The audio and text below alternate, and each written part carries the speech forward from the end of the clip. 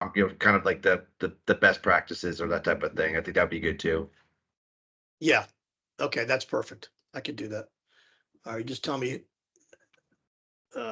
Chris hasn't come on yet, but I don't know who's running it on their side to kick it off, or we just want to kick it off whenever you want. Hey, John, I'm recording on my end. Okay, yeah, I just saw that. Thank you. Hey, John, this is Josh Hey, with Josh. CC&N. I actually am sitting near Chris. He said he's not going to be able to jump on the meeting. Okay. So Yeah, so Josh or Wyatt, whoever. I mean, this calls for you. So obviously we just you just heard what we framed out. Me again, Larry. Oh, I'm sorry, Wyatt. Every time I do that, sorry, Wyatt. One day it'll register with me. One of these days. One of these days. Yeah, I just spent a week with you, but yeah, it still hasn't set in. But anyway, Josh and CC&N team, if anything that we didn't cover that you want, this call is for you to make sure that we go through the stuff that you have any questions on. So don't hesitate to raise your hand and ask for it. All right. So I think what I'm going to do, I think probably the most effective way to understand the SMT SRT platform, they're very similar when it comes to their menu system. But so if you know how to navigate through one, you know how to navigate through all of them. And what I'm going to do is I'm going to share my screen that has the actual menu, the UPS menu on it. And then at the end of this call, I can send out, this is part of the SRT user manual on page 14. But there are a couple of gotchas in here. There's a couple little things that I think are good to know when you're out there in the field performing any tasks on these units, like battery replacements or whatnot. So I'm going to go ahead and share my screen and figure out which screen it is here. It is this screen. All right. Everybody see that? Might be a little small, but I will. And we're also going to go and do it on the actual unit. But you start at the very top. There's the main menu, and it has status, control, configuration, test and diagnostics, log, and about. Actually, I'm going to turn off my camera so it gives you a little more space on the screen. The first gotcha you're going to have is there are two different menu types in the world. There's the standard menu and the advanced menu. With the standard menu, you're not going to have some of these configurations, testing, diagnostics. You're not going to have as much control. So if you ever just walk up to a unit and you see that, hey, I don't have some of this stuff on here. What do? The first thing you're going to do is you're going to want to go and change the menu type. And you do the menu type from configuration. So you hit escape, go into the main menu, scroll down to configuration, and I'll show you this live when we're out of the unit. After configuration, you're going to pop up this menu, the config menu. And then the config menu has, you could config for UPS, battery, outlets, communication, and display. Display is where you want to be, because at display, at display, you can see it says language, audible alarms, LCD backlit, LCD settings, and menu type. Menu type is the key. Menu type is either standard or advanced. Go in and always toggle it to advanced, because with advanced, you're going to get all of the other options that are only displayed with the advanced options. So when you're doing any kind of troubleshooting or any type of replacing a battery or whatnot, always first thing you do is go in and toggle that thing to advanced. There's no password or anything. You just have to dig for it. So again, configuration menu, display. The last one in display is menu type. Change it over to advanced. And I'm sorry, the second to last is advanced, and change it over there, and you'll be good to go. When you're finished, if it was set at standard, you might want to go back in and set it back to standard again, so that Someone has no video. Does anybody else have no video? Can people see this? Yes, I no, can maybe? see it, John, but Okay, I All can right. see. okay. So that's the first thing you want to do is you want to go in and change that advanced setting. Once you're in the advanced menu, we can look at pretty much everything then. And we'll start from the top. In the status, you hit the status menu, you're going to see the UPS status, which is going to give you all these different things: efficiency, output voltages, energy usage. Some of this stuff you really won't need. You could do a runtime test, a self-test, which you can do in a couple different places. But the best thing I look at here is I'm making sure the output power is off, is on and running. I'm looking at the output voltage, seeing what that is. I'm checking the input voltage, making sure that's not out of whack. And I'm seeing what the UPS is displaying. Under the battery, this is where I spend a lot of time under the battery section. Whenever I have a tech in front of a unit and I want to know what's going on, I say go to the status menu, go to battery, and let me see what's going on. Because what here it'll tell you the RBC health. It'll tell you the summary. It'll tell you what's installed, when they were installed, when they should be replaced. It'll tell you how many internal RBCs you have to the unit, how many external battery packs, and how many external RBCs. And this is critical because if a customer says, I need a battery replacement on that unit, you don't know how many you don't know how many batteries they need. You might walk into the room with one RBC to replace inside of a SRT 5000, and then you realize that they have 4 external battery packs, each which have two additional RBCs. So you got to replace all the batteries there. Plus, this will tell you which battery is bad. So it'll say RBC summary, installed on this date, replace this date. Internal RBCs, how many are good, how many are bad. If it has a bad one, it'll tell you which one. It'll say RBC1 or RBC2 in an internal one, or an external, it'll say battery pack 1, RBC1 is bad. And then you follow the chain and you find which battery it is that's bad. And on the units themselves, I'm using my hands to talk and I don't have the camera on, so that doesn't really, it's not going to translate very well. But on the units themselves, it'll tell you which one is RBC1 and which one is RBC2 if you have multiple RBCs within a unit. And RBC, for people to know, stands for replacement battery cartridge. Also in here, it'll give you when these things are installed, and that makes a big difference later on down the line. I'll show you that.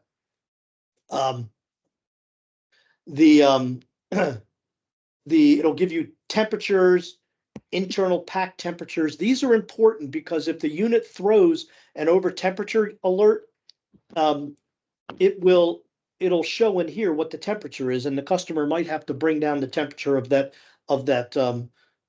unit or get more airflow into that rack to solve some of those things. It'll also tell you when you're in the advanced mode, it'll tell under the status menu, you'll be able to see smart slot. If you have a network card installed that has temperature and humidity probes, you'll be able to see all that stuff. Okay, so status is a good place to start when you first walk up to a unit. Let's run and see what the status is, see what the status of everything is, see what the unit is telling you what's going on. The other place that I go to very, very first when I walk up to a unit is under log. I go in main menu, escape back out to the main menu, go back under log, go over to the log and scroll through the event logs. The event log will tell you what has happened to this unit over the past 10 events that it has captured, whether the unit's gone into battery, failed a self-test, gone into a self-test, use the boost or buck feature to change voltages. Will show up in the event log, as will any errors. I just had a unit coming to us for a failure analysis. And the first thing I did is went into the logs, and it came in with, under the logs, there were 10 relay event 137s. Now, I don't exactly know what a relay event 137 is, but I know it has to do with a relay sticking in the unit. So that's a hard failure of that unit. And since it happened multiple times, we're not going to put that unit back in the field, because it was having a true hardware failure. Event log is where you should look immediately when you come into the unit. So go into the status menu, check all the statuses, both the UPS, the voltages, and the battery health. You can see what's going on, and then go into the logs. Okay? Any questions there? All right, moving on. When you first fire the unit up, if you're doing a brand new install, the unit's going to go in. You plug it in, and it'll fire up, but it won't turn on. It'll fire up, and it'll have you go through the menu of, do you want English as the language, or all that kind of stuff, like you're setting up an iPhone. Once it gets through it, it looks like it goes to a status screen that everything is great and up and running, but it's not turned on yet. So you have to actually go into the control menu, go down to UPS. UPS, you can turn on immediately or turn on with a delay. I usually turn on immediately, and then you'll see the unit fire up, all the load will come up, all the outlets will be energized, and you're ready to go. Then you're good to go. And then you can get, if you can get a lot more granular with some outlet group controls, where you can, the customer controls different outlets and different outlet groups. But I usually stick I let the customer configure all the different outlet groups that they want to deal with, and you can do that through the NIC card. We don't typically do that configuration. Customer usually doesn't know right off the bat. They want to play with it. But just to turn on everything, get everything up and running, control, UPS, turn on immediately, you're good to go. Same as if you need to turn it off, control, turn off immediately, and you're good to go. You can also do a control clear alarms. If you have any alarms that are existing out there, you can clear them and see if they come back. And you can also get in the control menu, you can get into the bypass. So you can throw the unit into bypass. You can do this on the SRT. You can't do it on the SMT, it doesn't have it. But you could throw the unit into bypass. So if a customer is having a hard fault with the unit, but they need to keep their equipment up and running until you get a replacement in there, from the front menu, you can go into control, bypass control, and send it into bypass. And then it'll just bypass the unit, send power out to the load, and the unit's internals will be shut down. All right, questions there? Okay, so the next menu we're going to talk about is the configuration menu. And I don't do an awful lot of configuration from this. I usually use the default when it's set up.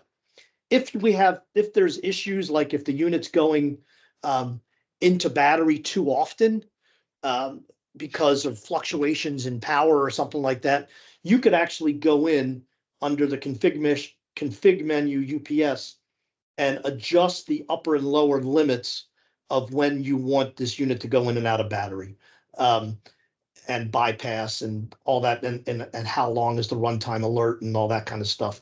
So you could put that, you can enable these upper and lower limits and change them. It's actually a lot easier to do it through the network card, where you can just set everything to high sensitivity, medium sensitivity, or low sensitivity. I think you could do that in here too. But you can do things much more manual. I don't really get into a whole lot in this part here. There's not much, unless they really want to, zone in on a specific part of the unit. It's for kind of fine tuning. I don't play a lot in that area. I do play a lot in this battery area, this config battery menu, this install date. So if you are replacing a battery on a unit, they can be done hot swap. You can unplug the battery, pull the battery out, put a new battery in, plug it back in, and you won't have the load drop at all.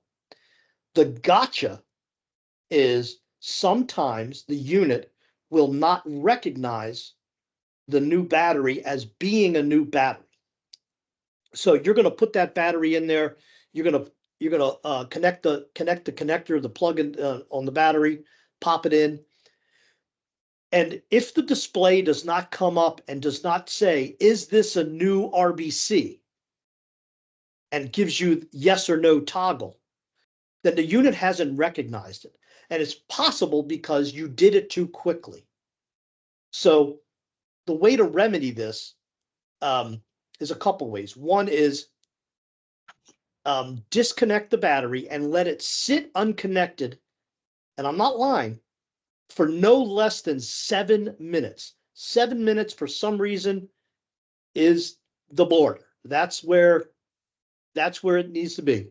Disconnect that battery, let it sit for 7 minutes, plug the battery back in, and then it should pick up that, hey, is this a new battery in the menu? If for some reason it still doesn't, you could go into the config battery menu and manually change the install date. When you manually change the install date to today's date, saying that these batteries were replaced today, it resets all the doomsday clock. If you don't do that, if the battery install date is not picked up as being today's date, the unit's going to think it still has an old battery in it, and it still might fire an alarm saying, hey, these batteries should be replaced. It's just a doomsday clock countdown. So you have to make sure that that install date is reset. And it'll either be done automatically when you put the battery in and plug it up, or you might have to go in and do it manually in this install date. Once you do a manual reset on this install date, go back out, go into testing diagnostics, and run a UPS self-test. That'll kind of cement everything. So go in and change the battery date, go back out and run the self-test. If the unit picked up that it's a new battery, and you go into the battery install date, you should always go in and check it.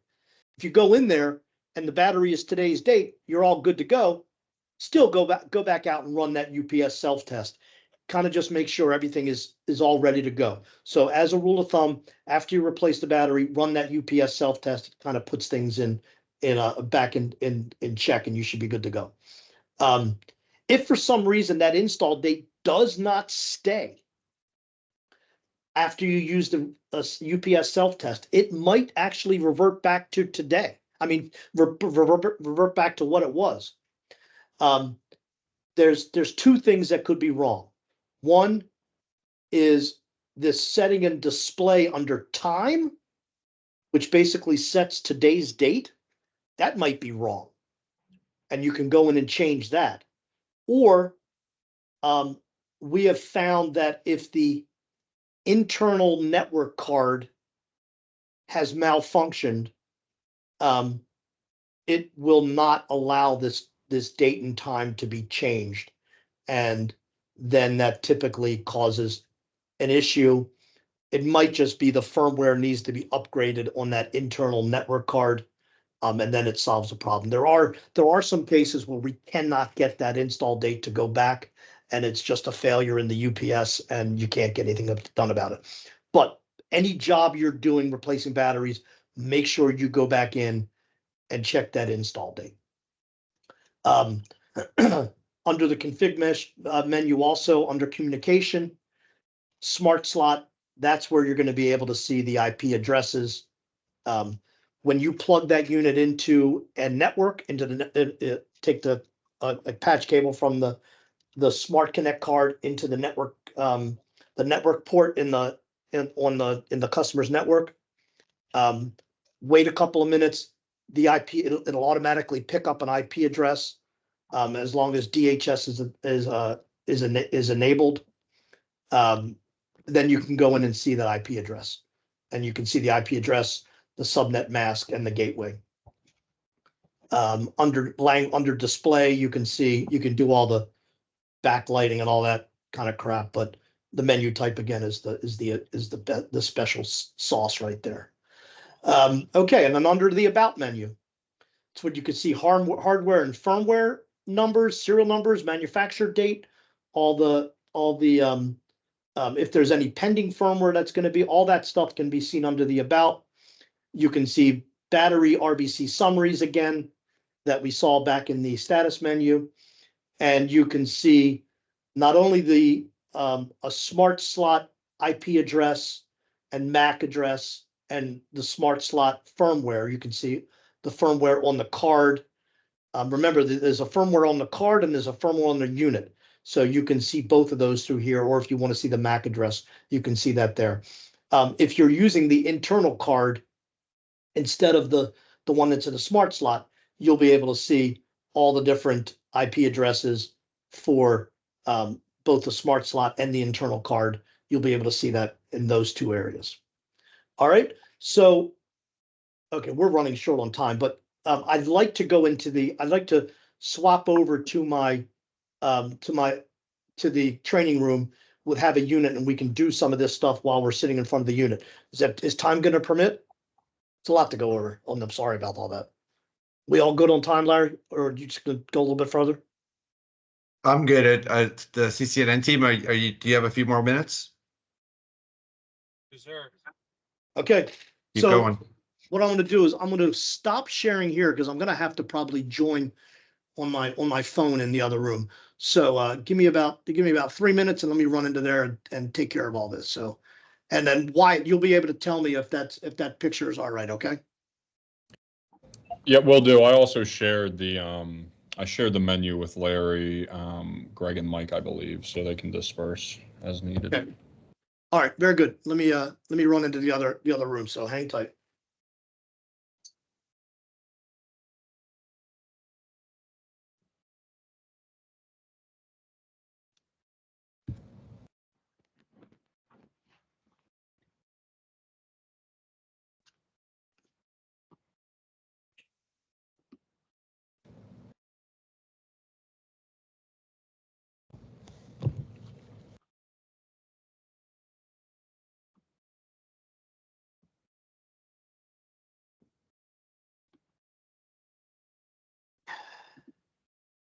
All right, let me just get this set up here real quick. Everybody hear me? Sir. All right. Modern technology, it's unbelievable, isn't it? All right, let me get this done here. All right. Put on the camera. I'm going to turn it around.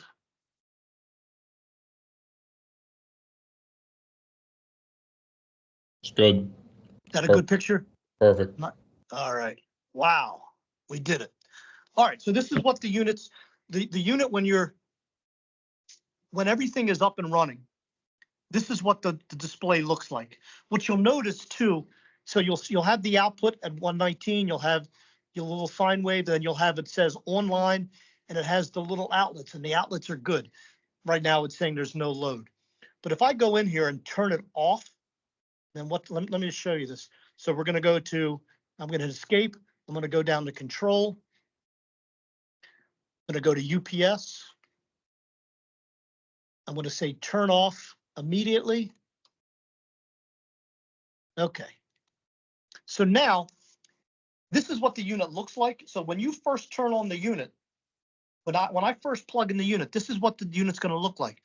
The unit says it has 0 output, but everything is blue, everything looks good. But if you look down at the bottom here, it says output off, and it has slashes through the little symbols of the receptacles. So again, once you plug the unit in, you're going to go ahead and you're going to, this is what you're going to look at. You're going to hit escape from here. You're going to go down to control. You're going to go to UPS and hit enter. You're going to say turn on immediately. It turns it on, and now you can see it's actually going through a little self-test. And then now it has, once it finishes the self-test, shows the output at 119.9, output of 60 hertz, frequency, and still has zero load because nothing is plugged in. Finished the self-test, shows online, shows a runtime, and shows the little outlets are on. They're not, there's no slash mark through them. So what I also want to show you in here. So let me show you what it looks like to get into that unit and go down to change that menu type. So again, from here, I'm going to hit escape. I'm going to go down to configuration, and I'm doing this from memory now. I don't have my thing in front of me. I'm going to go down to display. What is past English? Audible alarm is enabled. LCD backlight auto dim. LCD color. Menu type. I'm in advanced right now. If I wanted to change that, I hit enter. Go back to standard. Hit OK. Now I'm in standard. If I want to change that, whoops. If I want to change that, I'm going to hit enter. Change it down to advanced. Hit OK. Now I'm in the advanced menu. Let's go up and look at the battery configuration. This is where, so on the battery, when I hit battery under the config menu, it says install date, all RBCs, May of 2024. So if I needed to, I can hit enter here and go and change that up and down. You know, May, June, July, whatever. But it's today, so I'm going to leave it as that. And again, what do I do after I change any date in here? Anybody? You're going to go back out of here and you're going to run a self-test. So main menu down to test and diagnostics, UPS self-test, start, let it run. And that'll set it in stone. Let me go into, once this is done, it takes a second or two. Questions here? All right. There we go. Status passed. We're good to go. All right, let's go back out to the main menu.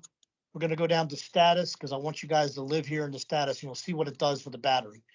Under battery, RBC health. All RBCs are good. You're at 1 of 7 screens, so just scroll down. RBC, all the RBCs are good. RBC summary installed on May 2024, replaced by November 2028. Internal battery packs 1. External battery packs, meaning externals, external battery pack and external RBCs. Then it says, it has 0 for those. Hang on, I saw that question. Why? Can you read that question to me? That was in the chat.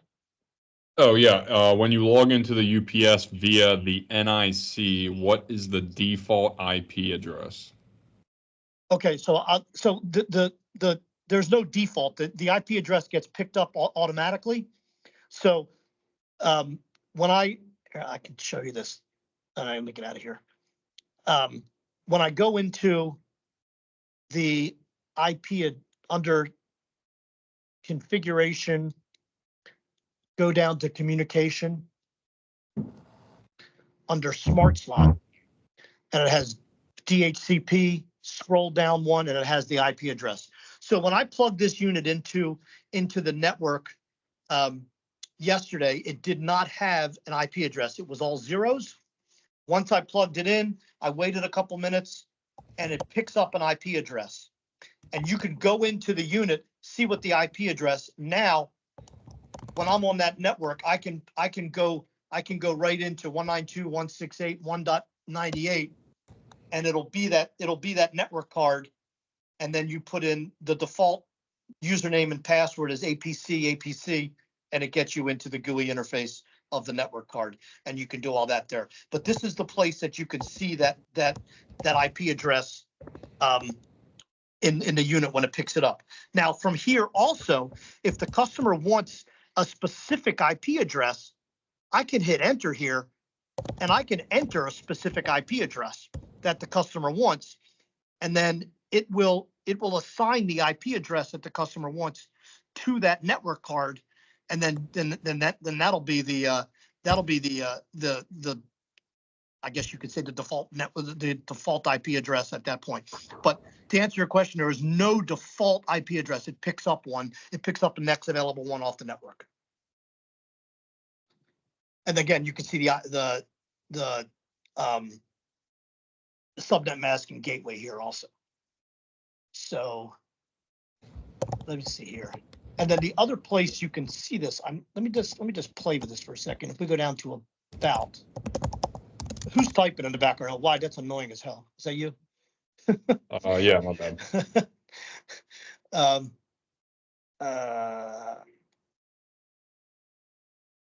So you can see the serial number of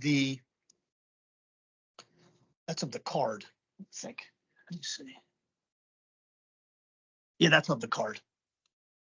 Part number of the APC 9631. There's the firmware. There's the MAC address. There's the IP address. So you can see the IP address in both the about, but you can't change it in the about. You can only change it in the control. I'm sorry, in the configuration. All right. What other questions we have? So let me just do this. If I disconnected this battery, the unit's going to yell at me.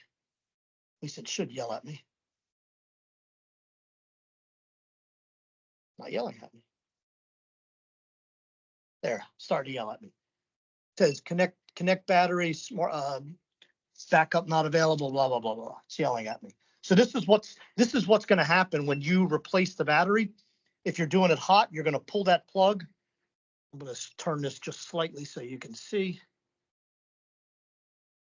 I pulled the connection plug out of there. And then I'm going to you can pull the battery pack out and then you can put it back together. And when we go back to the screen, it picks it up. It didn't ask me if this was a new battery because I didn't have it out for long enough. So if you were doing a battery replacement and it came back to this, the whole screen looks good and you think you're good to go again. Remember, make sure you go back into that configuration menu under battery. And look at that. Oh, there it goes. It did it. See, it says, I just had to wait. It said, is the internal battery new? Is this a new RBC? Oh, I'm so glad it did this. And no is highlighted. So I'm going to scroll that to yes. Gonna hit OK. And I don't know if you noticed, just when I was doing that, I went into the battery install date and it said January 2000. That's the default that it went back to because it didn't know what this battery was. So now when I went into it and I said, yes, this is a new battery, when I go back into the configuration menu under battery, it says June of 2024. As you might remember, when we first came here, it said May of 2024. So it picked up the new, I'm sorry for shaking the table. I'm leaning on it. It picked up the new battery replace date. So now it knows, okay, I got a new battery that got installed in June 2024. So I'm good for the next 4 years. So I successfully did the demonstration that I was hoping was going to go well, and it did. It went exactly what it was supposed to do. But if this is disconnected for too little of a time, it's not going to pick up that it's a new battery, and you might have to go in and change that RBC, that new battery date. That's probably the most common problem you're going to run into in the field is when you replace these batteries to make sure that it actually picks up the new battery and changes that battery date. That's probably the most headache that I have on a day-to-day basis. So, all right. That's really all that I have right now for this training. If you want me to do anything else, I'm more than happy to answer questions, more than happy to sit here. I don't have my next call for another, 30 minutes or so. So let me know what you want to see and we can do it.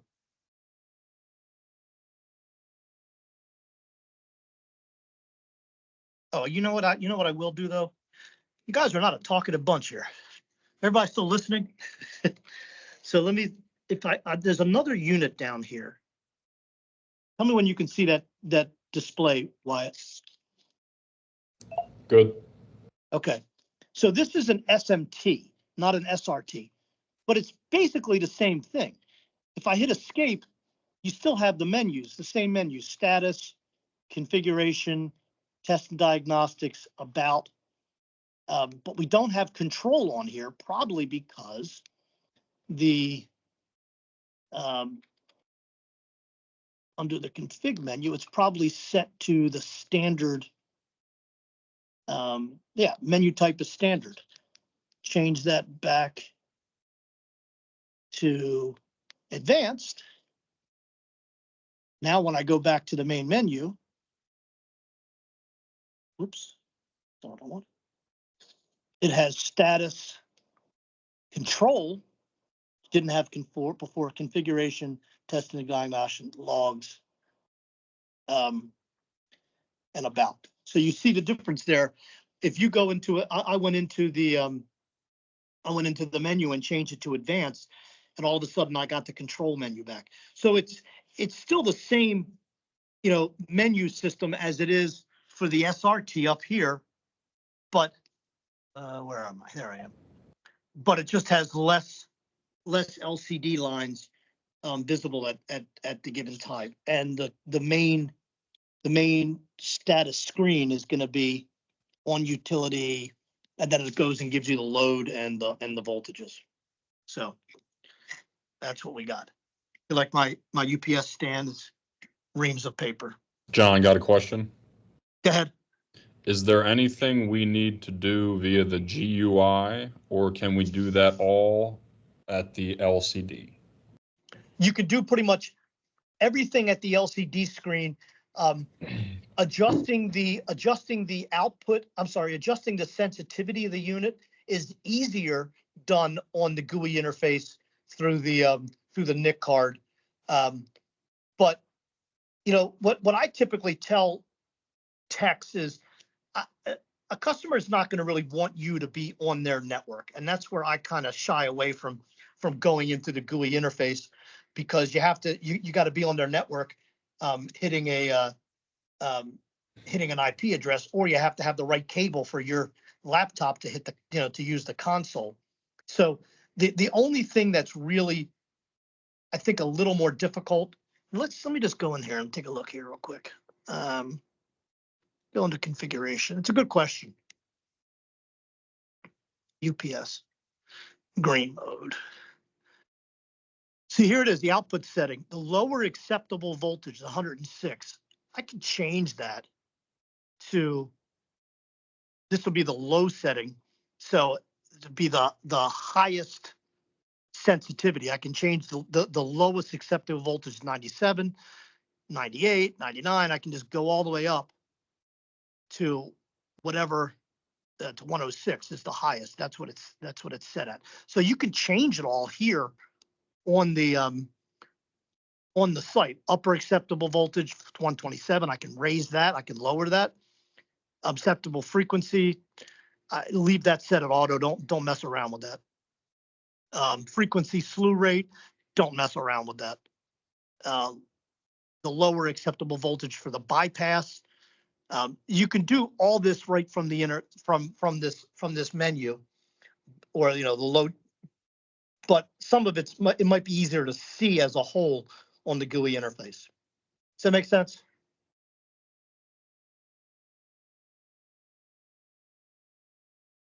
All right. Anything else that we need to cover? Any more questions? Larry, was that acceptable? You need me to cover anything else? No, I think that's good, unless there's other stuff from the CC&N team that they want to go over. But from my perspective, it was pretty comprehensive.